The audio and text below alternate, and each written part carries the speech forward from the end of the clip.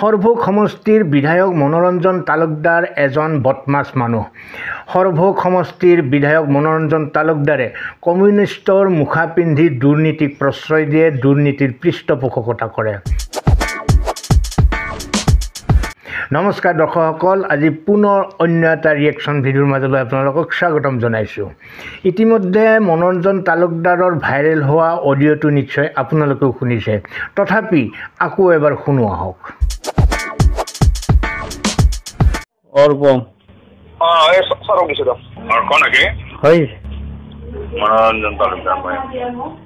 মই কালি তাৰমানে কিবা এখন হেৰিত আছিলোঁ, যোৰহাটত গৈছিলোঁ, আহি আছিলোঁ, মানুহ আছিল সেইকাৰণে নুঠলো। মই বোলো ৰূপমক সুধো ৰ'ব। কথা হৈছে মোৰ ইলেকশ্যন নহয়, হয় গম পাইছোঁ। মই এছেম্বলিৰ সময়ত আপোনালোকক জুলুম কৰা নাই, এতিয়াতো MLA মই, তথাপি মই জুলুম কৰা নাই একো। হ'ব দিয়ক, মই লগ কৰিম আপোনাক।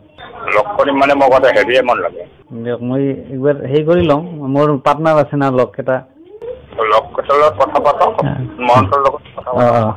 হৰমন্তক ক'ব যে বিচাৰিছোঁ। ঠিক আছে, হ'ব হ'ব দিয়ক। কিন্তু 2-4 বেছি কিন্তু হ'ব এমাউণ্টটো দিব লাগিব দেই। দিয়ক হ'ব দিয়ক। মই কোৱা নাই দিয়ক, মই কথা পাতিম দিয়ক, কথা জনাব। ঠিক আছে। দৰ্শকসকল, আপোনালোকে অডিঅ'টো শুনিলে। ইয়াত সৰভোগ সমষ্টিৰ মনোৰঞ্জন তালুকদাৰে নিজৰ পৰিচয়টো দি লৈছে। তাৰপিছত দুৰ্নীতিগ্ৰস্ত চিণ্ডিকেটৰ কোনোবা মালিকৰ সৈতে কথা পাতিছে। তেওঁ স্পষ্ট কৈছে যে মই তোমালোকক কোনো ধৰণৰ ডিষ্টাৰ্ব কৰা নাই, অৰ্থাৎ তোমালোকে দুৰ্নীতি কৰি আছা, বেয়া কাম কৰি আছা, মই তাত জুলুম কৰা নাই, বাধা দিয়া নাই। অথচ মই এগৰাকী MLA হিচাপে তোমালোকৰ বহুত ক্ষতি কৰিব পাৰোঁ, কিন্তু কৰা নাই। সেয়ে তোমালোকে মোক ভাগ দিব লাগে। তেওঁ এইটো স্পষ্টভাৱে কৈছে যে তেওঁ সৰু এমাউণ্টৰ কথা কোৱা নাই, তেওঁ ডাঙৰ এমাউণ্টৰ কথা কৈছে। যি নহওক, আজিকালি আৰ্টিফিচিয়েল ইণ্টেলিজেঞ্চিৰ যুগ। এই যুগত আপোনাৰ মোৰো এনেধৰণৰ ভিডিঅ' ভাইৰেল কৰি, অডিঅ' ভাইৰেল কৰি আমাক বিপদত পেলাব পাৰে, তেনেকুৱা এটা পৰিৱেশ ৰচনা হৈছে, তাক অস্বীকাৰ কৰিব নোৱাৰি। এই ক্ষেত্ৰত মনোৰঞ্জন তালুকদাৰে আত্মপক্ষ সমৰ্থন কৰি কি কৈছে সেইটো শুনি লওঁ আহক। মোৰ নামটোত কৈছে, মই হয় হৰ্ষ বৰাজনক নাজানো, মোৰ ফোনেৰে তেনেকুৱা ফোনো কৰা নাই, তাৰ ফোন নম্বৰো মোৰ তাতে নাই। আৰু এইটো মইতো নহয় কৰা, ক'ৰবাৰ পৰা মোৰ ভইচটো ইয়াৰ কাটি তাৰ কাটি আনি আজিকালি ইণ্টেলিজেঞ্চ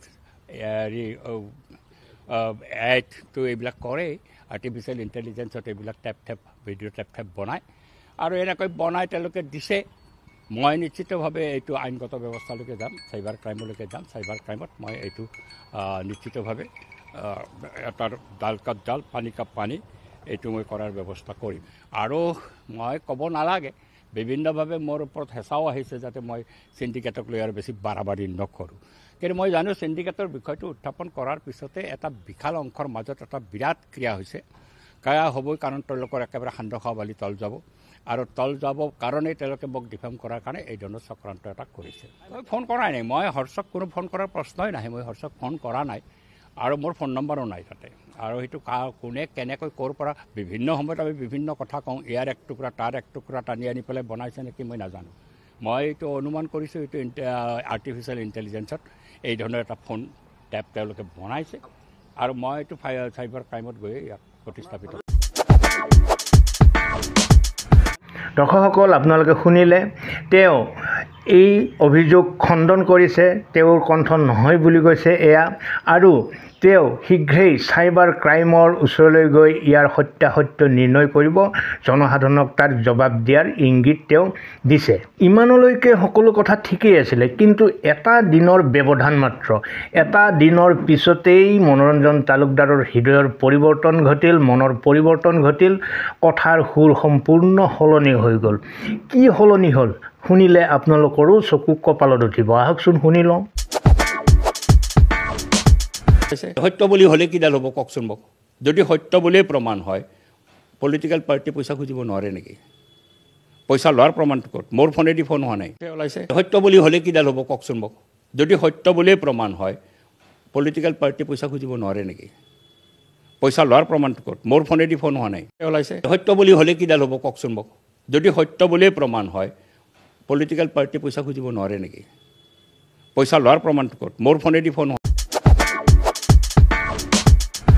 দৰ্শকসকল, মনোৰঞ্জন তালুকদাৰৰ দৰে বিধায়ক এগৰাকীৰ পৰা নিশ্চয় কোনেও এনেধৰণৰ আচৰণ কামনা কৰা নাছিলে। জনসাধাৰণৰ প্ৰতি তেওঁৰ ইমানেই দায়বদ্ধতা নেকি?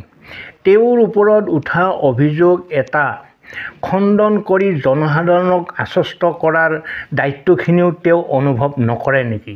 ৰাজনৈতিক দলে টকা কালেকশ্যন নকৰে নেকি? আৰু কৰিছোঁ যদিও মোৰ ফোনেৰে মই কাকো ফোন কৰা নাই, মই নিজ হাতে ধন লোৱাৰ কোনো প্ৰত্যক্ষ প্ৰমাণ নাই, গতিকে যি কৰক কৰগৈ। তেওঁৰ ভাষ্য হ'ল এই। আকৌ কৈছোঁ, এনেধৰণৰ আচৰণ, এনেধৰণৰ কথা বাৰ্তা CPMৰ বিধায়ক মনোৰঞ্জন তালুকদাৰৰ পৰা নিশ্চয় আপোনালোকেও আশা কৰা নাছিলে। যদিহে এই অভিযোগটো কোনোবা শাসক দলৰ বিধায়কৰ ক্ষেত্ৰত উত্থাপিত হ'লহেঁতেন, তেনেহ'লে সৰ্বত্ৰ এতিয়া কেনেধৰণৰ হৈ হাল্লা হুলস্থুল চলিলেহেঁতেন সেয়া নিশ্চয় আপোনালোকেও অনুমান কৰিব পাৰিছে। দুৰ্নীতি, বেয়া কাম, দুষ্কৃতি এইবিলাকৰ ক্ষেত্ৰত এনেধৰণৰ পক্ষপাতিত্ব হ'ব নালাগে। আমি এতিয়াও কোৱা নাই যে মনোৰঞ্জন তালুকদাৰ দোষী। সেই ভাইৰেল হোৱা অডিঅ'টোৰ কণ্ঠৰ গৰাকী মনোৰঞ্জন তালুকদাৰ নহ'ব পাৰে, কিন্তু তেওঁৰ আচৰণৰ দ্বাৰা আমি তেওঁৱে হয় বুলি এতিয়া ভাবিবলৈ বাধ্য হৈছোঁ। তেওঁ প্ৰথম অৱস্থাত যিটো সৎ সাহস দেখুৱালে, সততা দেখুৱালে, সেই সৎ সাহসটো যেন এতিয়া তেওঁৰ অন্তৰত নাই। আপোনালোকে কি ভাবে? ভাইৰেল হোৱা অডিঅ'টোত থকা সেই ব্যক্তিগৰাকীৰ কণ্ঠ সঁচাকৈয়ে মনোৰঞ্জন তালুকদাৰৰ হয় বুলি আপোনালোকে ভাবেনে? যিটো কাৰণত তেওঁ চাইবাৰ ক্ৰাইমৰ ওচৰলৈও যাবলৈ সাহস হেৰুৱাই পেলাইছে, এতিয়া আইনী সুৰুঙা বিচাৰিছে। নিশ্চয় তেওঁৰ কোনোবা আইনী উপদেষ্টাই পৰামৰ্শ দিছে যে যিহেতু আপুনি নিজৰ ফোনেৰে ফোন কৰা নাছিলে, যিহেতু আপুনি প্ৰত্যক্ষভাৱে কাৰো হাতৰ পৰা ধন সংগ্ৰহ কৰা নাই, সেইকাৰণে আপোনাৰ কোনো আইনী বিপদ হ'ব নোৱাৰে, গতিকে আপুনি নিশ্চিন্ত থাকক। এনেকৈ কোনোবাই পৰামৰ্শ দিয়াৰ পিছত তেওঁৰ সুৰ সলনি হৈছে নেকি? আপোনালোকে আপোনালোকৰ অভিমত কমেণ্ট বক্সত গৈ লিখক। আজিলৈ এৰিম। ভালে থাকক, কুশলে থাকক। ধন্যবাদ।